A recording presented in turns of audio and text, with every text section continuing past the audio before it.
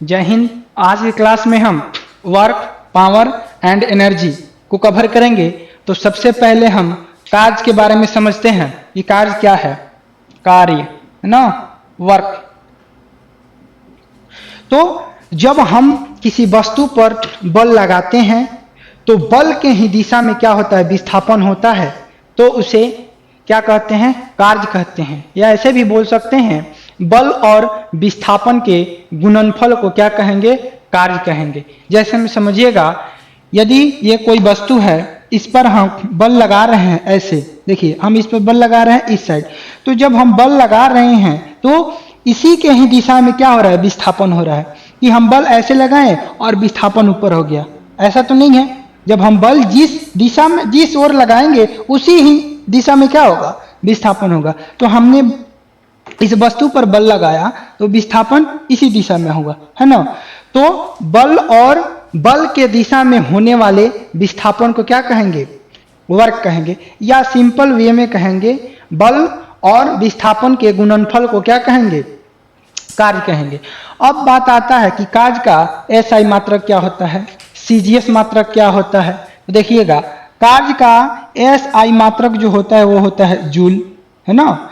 और सीजीएस मात्रक क्या होता है, क्या होता है बताइए, अर्ग होता है ना। सीजीएस मात्रक अर्ग होता है। अब एक जूल में कितना अर्ग होता है भाई, तो अब एक जूल में 10 के पावर 60 अर्ग होते हैं ना। 10 के पावर 7 क्या होते हैं, अर्ग होते हैं। और कार्य जो है, कार्य अदिश राशि है ना। और कार्य बराबर क्या हो जाएगा, W बराबर हो जाएगा F इंटू एस, है ना। F इंटू एस, F क्या है, बल, गुना S क्या है, विस्थापन, है ना। तो कार्य बराबर क्या हो जाएगा, बल गुना विस्थापन, ठीक है। कार्य बराबर, ठीक है। चलिए, कार्य धनात्मक होता है, ऋणात्मक होता है और कार्य शून्य होता है, ठीक है। यदि कोई कहे कि आप 10 केजी का सामान जो है अपने सर पर रख लिए और आप रख के वहीं रहिए, वहां से थोड़ा भी नहीं हिलिए आप। चाहे ऐसा भी हो कि कहे रख लीजिए सर पे और हमारे घर पहुंचा दीजिए, तो आपके वे में काम हुआ, कार्य हुआ। लेकिन फिजिक्स के वे में क्या हुआ, कार्य नहीं हुआ, है ना। तो कार्य क्या कहता है कि बल जब हम लगाएं उस वस्तु में विस्थापन होना ही होना है। जब हम बल लगाएंगे तो उसमें विस्थापन होना ही होना है। तो विस्थापन उसमें सर पर रखें और नहीं होता है उसमें विस्थापन, तो कार्य की मान्यता यहां नहीं देता है फिजिक्स, है ना। चलिए आगे हम इसमें देखते हैं, कार्य जो है वह टाइम पर निर्भर नहीं करता है। कैसे, देखिएगा। और एफ कार्य कैसे टाइम पर निर्भर नहीं करता है, देखिए। बल बराबर क्या होता है, बल बराबर क्या होता है, द्रव्यमान गुना त्वरण होता है ना। तो द्रव्यमान क्या हो जाएगा, m हो जाएगा। और त्वरण क्या हो जाएगा, त्वरण क्या कहलाता है, वस्तु के वेग में परिवर्तन का दर त्वरण कहलाता है। इसीलिए यहाँ क्या हो जाएगा, v minus you by T. तो ये तो मेरा पूरा बल का फॉर्मूला हो गया, है ना। और उसके बाद क्या है, विस्थापन है। तो विस्थापन बताइएगा, विस्थापन कहीं ना कहीं एक दूरी ही है। तो दूरी बराबर क्या होता है, दूरी बराबर क्या होता है, चाल गुना समय। तो यहां से हम चाल निकाल लेते हैं, सॉरी दूरी निकाल लेते हैं। तो देखिएगा यहां से, तो विस्थापन बराबर क्या हो जाएगा, स्पीड इंटू टाइम, टी से टी कट गया। यहां देखिए, समय से क्या है, समय से क्या है, स्वतंत्र है ना।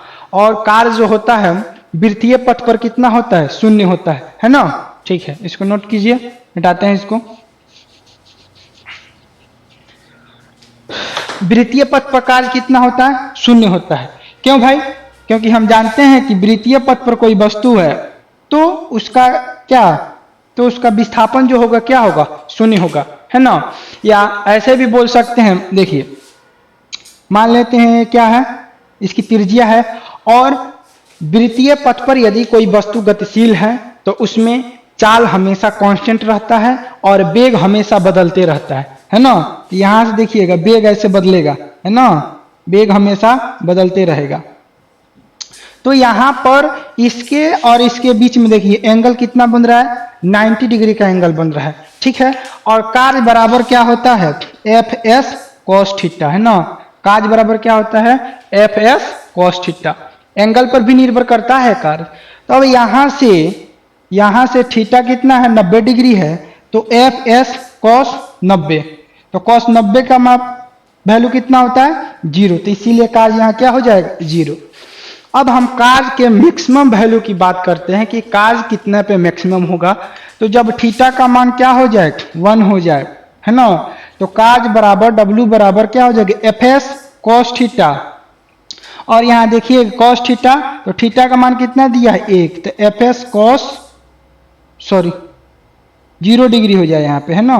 0 डिग्री पर कितना इसका मान होता है, 1, तो 0 डिग्री हो जाएगा यहाँ पे। तो एफ एस कॉस 0 डिग्री का मान 1, तो क्या हो जाएगा, W बराबर क्या हो जाएगा, F इंटू एस। तो यहाँ पर ये क्या हो जाएगा, कार्य मैक्सिमम हो गया, है ना। तो आगे अब इसकी चर्चा हो गई। अब हम चर्चा करते हैं किसकी, एनर्जी की। किसकी, एनर्जी, ऊर्जा की। चलिए देखिएगा एनर्जी क्या है, ऊर्जा क्या है। देखिए ऊर्जा एनर्जी, तो एनर्जी का डिफिनेशन यह है कि कार्य करने की क्षमता को क्या कहते हैं, ऊर्जा कहते हैं। कार्य करने की क्षमता को क्या कहते हैं, ऊर्जा कहते हैं। तो देखिए इसमें कार्य करने की क्षमता समय से कोई रिलेटेड नहीं है कि हाँ ये हम मतलब 10 मिनट में इतना कार्य कर सकते हैं, तो यहाँ शक्ति की बात हो जाएगी। जैसे यहाँ समय आया तो शक्ति की बात यहाँ आ जाएगी। हाँ ऐसे पता कर सकते हैं कि हम कितना कार्य कर सकते हैं, हमारे अंदर कितना क्षमता है कार्य करने के लिए, है ना। तो उसी को क्या कहते हैं, ऊर्जा। ऊर्जा का भी मात्रक सेम होता है। ऊर्जा की मात्रक क्या होता है, जूल होता है, ठीक है, जूल होता है। अब देखिए इसमें आता है अब स्थितिज ऊर्जा और काइनेटिक ऊर्जा, गतिज ऊर्जा। तो स्थितिज ऊर्जा क्या है और गतिज ऊर्जा क्या है, समझिएगा। इसमें आता है ऊर्जा में स्थितिज ऊर्जा, पोटेंशियल एनर्जी, और दूसरा में आता है काइनेटिक एनर्जी। इसका मतलब स्थितिज ऊर्जा और इसका मतलब काइनेटिक एनर्जी। तो देखिएगा स्थितिज ऊर्जा क्या कहता है, कोई भी वस्तु अपने स्थिति के कारण किसी भी वस्तु में जो ऊर्जा निहित रहती है उसे हम स्थितिज ऊर्जा कहते हैं। और काइनेटिक एनर्जी क्या है, ये कहता है किसी वस्तु में उसके गति के कारण जो ऊर्जा उसमें निहित होता है उसे क्या कहते हैं, काइनेटिक एनर्जी कहते हैं। अब इसे तो देखिएगा पोटेंशियल एनर्जी बराबर क्या हो जाएगा, mgh, और काइनेटिक एनर्जी बराबर क्या हो जाएगा, 1/2 mv², है ना, यही होता है। काइनेटिक एनर्जी बराबर क्या हो जाएगा, गतिज ऊर्जा बराबर 1/2 mv², और स्थितिज ऊर्जा बराबर क्या हो जाएगा, mgh। और देखिए समझिएगा, यदि कोई वस्तु h ऊंचाई पर है, मतलब किसी हाइट पर है, तो वहां पर किया गया कार्य कितना होगा, तो लिख लीजिएगा आप लोग, W बराबर क्या हो जाएगा, mgh।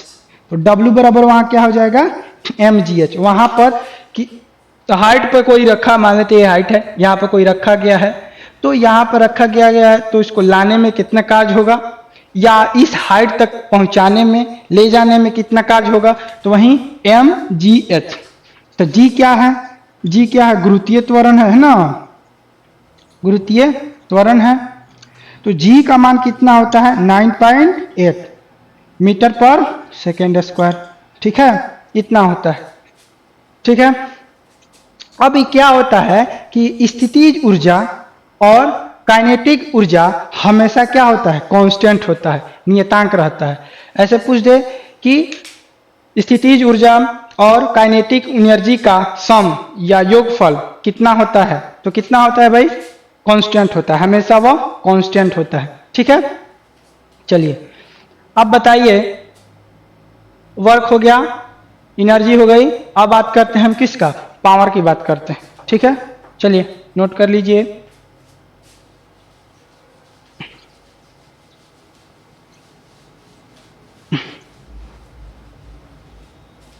ठीक है, चलिए